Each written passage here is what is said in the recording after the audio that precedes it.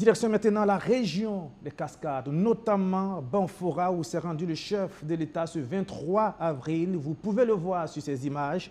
Le capitaine Ibrahim Traoré a été accueilli, comme à Bobo Dioulasso hier, par une foule en liesse qui scandait son nom. Ils étaient à moto ou à pied et ils ont escorté le président de la transition sur des kilomètres et des kilomètres. Le chef de l'État s'est entretenu avec les forces vives et les forces de défense et de sécurité des Cascades. Vous voyez ces images de l'accueil du chef de l'État à son arrivée à Banfora dans la région des Cascades.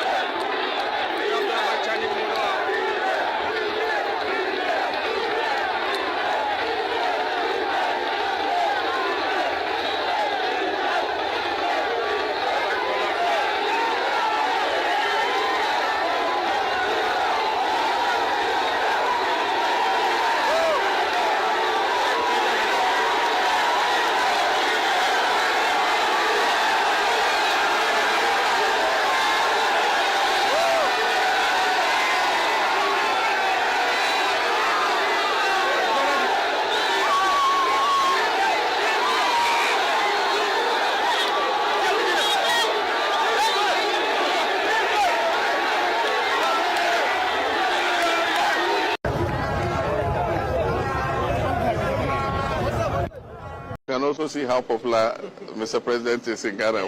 When he was introduced at the Black Star Square, he got the biggest applause. Thank you, my brother. Thank you very much. Yes, good. Comme vous pouvez le voir, la popularité d'Ibrahim Traoré est une réalité incontestable. Ce n'est pas un mythe. Même le président ghanéen l'a reconnu. Lors de son investiture, il a été le dirigeant le plus ovationné. Dans cette vidéo, nous allons découvrir qui est Ibrahim Traoré, entendre des témoignages percutants et analyser les véritables raisons de son immense popularité. Restez bien avec nous, car certaines révélations risquent de vous surprendre. N'oubliez pas de liker, commenter et partager cette vidéo pour que la voix du panafricanisme résonne partout en Afrique et dans le monde.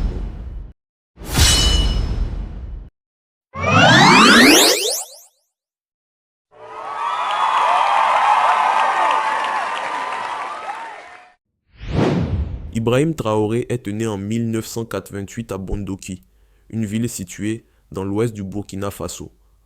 Officier de l'armée burkinabé, il a suivi une formation militaire rigoureuse et a gravi rapidement les échelons grâce à ses compétences et son engagement sur le terrain. Avant son ascension au pouvoir, il a été capitaine au sein de l'unité des forces spéciales, déployée dans la lutte contre le terrorisme, un fléau majeur qui affecte le Burkina Faso et la région du Sahel depuis plusieurs années. Son leadership et sa bravoure dans les combats contre les groupes armés lui ont valu la reconnaissance de ses pairs et du peuple. Le 30 septembre 2022, Ibrahim Traoré mène un coup d'État contre le lieutenant-colonel Paul-Henri Sandaogo Damiba, qui avait lui-même pris le pouvoir en janvier 2022. Ce coup d'État est motivé par l'incapacité du régime précédent à sécuriser le pays face aux attaques terroristes grandissantes. Dès son arrivée au pouvoir, Ibrahim Traoré se distingue par un discours fort, appelant à la rupture avec les anciennes pratiques politiques et à une véritable souveraineté du Burkina Faso. Depuis lors, il s'est imposé non seulement comme un leader de transition, mais aussi comme une figure panafricaine défendant une Afrique libre et indépendante. Sa jeunesse, sa posture anti-impérialiste et ses actions concrètes lui valent un soutien massif, aussi bien au Burkina Faso que dans d'autres pays africains. D'ailleurs, sa popularité dépasse les frontières de l'Afrique. Depuis son accession au pouvoir en septembre 2022, le capitaine Ibrahim Traoré a mis en place des actions concrètes pour renforcer la souveraineté et le développement du Burkina Faso. Son engagement s'est traduit par une série de mesures touchant divers domaines, allant de la sécurité à l'économie, en passant par la valorisation de l'identité nationale. Un engagement sans faille contre le terrorisme. Face à la menace persistante des groupes armés, Ibrahim Traoré a placé la lutte contre le terrorisme au cœur de sa politique. Sous son commandement, le Burkina Faso a considérablement renforcé ses capacités militaires, augmentant le nombre de bataillons et intensifiant les opérations de reconquête du territoire. Grâce à ces efforts, une grande partie des zones autrefois occupées par des groupes terroristes ont été reprises, permettant aux populations déplacées de regagner leurs terres. L'affirmation de l'indépendance politique et économique, déterminé à libérer son pays des influences étrangères, Ibrahim Traoré a mis fin aux accords militaires avec la France et renforcé les liens avec de nouveaux partenaires tels que la Russie et la Turquie. Cette diversification des alliances a permis au Burkina Faso d'acquérir des équipements militaires modernes et d'accroître ses capacités défensives sans dépendre des anciennes puissances coloniales. Sur le plan économique, le président a lancé un vaste programme de réappropriation des ressources nationales. Plusieurs sociétés minières ont été nationalisées afin que la richesse du sous-sol profite en priorité au peuple burkinabé. Cette politique audacieuse a permis au pays de renforcer sa souveraineté économique et de financer des projets structurants sans dépendre des institutions financières internationales. Un modèle de gouvernance axé sur le panafricanisme et la culture nationale. Ibrahim Traoré s'est imposé comme l'un des fervents défenseurs du panafricanisme. Il a œuvré pour une coopération renforcée entre les pays de la région, notamment à travers la création de l'Alliance des États du Sahel aux côtés du Mali et du Niger. Ce regroupement stratégique vise à promouvoir une sécurité et un développement endogène, à l'abri des ingérences étrangères. Sur le plan culturel, il a initié une réforme symbolique en encourageant l'abandon des tenues judiciaires d'inspiration coloniale au profit du Fasodan Fani, un tissu traditionnel burkinabé. Ce geste fort traduit son engagement à valoriser l'identité nationale et à rompre avec les vestiges du siège du passé colonial. Un dirigeant, proche du peuple et soucieux du développement. Contrairement aux dirigeants classiques, Ibrahim Traoré se distingue par sa simplicité et sa proximité avec le peuple. Il vit modestement, refuse le luxe ostentatoire et partage les difficultés de ses concitoyens. Cette attitude authentique lui vaut une immense popularité, notamment auprès de la jeunesse qui voit en lui un modèle de leadership intègre et engagé. Sur le plan économique, il a lancé le programme de l'entrepreneuriat communautaire par actionnariat populaire. Ce projet vise à stimuler l'économie locale en permettant aux citoyens de prendre part à la création d'entreprises nationales dans des secteurs stratégiques comme l'agriculture, l'industrie et les mines. L'objectif est de générer des milliers d'emplois et de garantir une distribution équitable des richesses du pays. Le paiement de la dette intérieure, un soulagement pour l'économie locale. Conscient du poids accroissant de la dette intérieure sur les entreprises locales, Ibrahim Traoré a lancé un vaste plan de remboursement afin de relancer l'économie. Après une période de restrictions budgétaires dues aux priorités sécuritaires, le gouvernement a commencé à honorer ses engagements financiers envers les fournisseurs et les entrepreneurs locaux.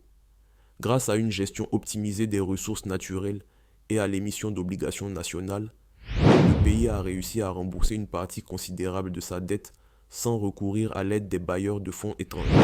Une vision pour un Burkina Faso souverain et prospère. Les actions entreprises par Ibrahim Traoré traduisent une volonté claire: bâtir un Burkina Faso libre, autonome et résilient. Son leadership repose sur des valeurs de souveraineté, de patriotisme et de solidarité panafricaine. À travers ses décisions, il redéfinit la place de son pays sur l'échiquier continental et inspire une nouvelle génération d'Africains à prendre en main leur destin. Son parcours est celui d'un homme déterminé, porté par une vision claire et un soutien populaire indéfectible. Chaque action posée par son gouvernement renforce son image de leader engagé, prêt à tout pour défendre les intérêts de son peuple. Et ce n'est que le début d'une transformation qui pourrait redéfinir l'avenir du Burkina Faso et, au-delà, de toute l'Afrique.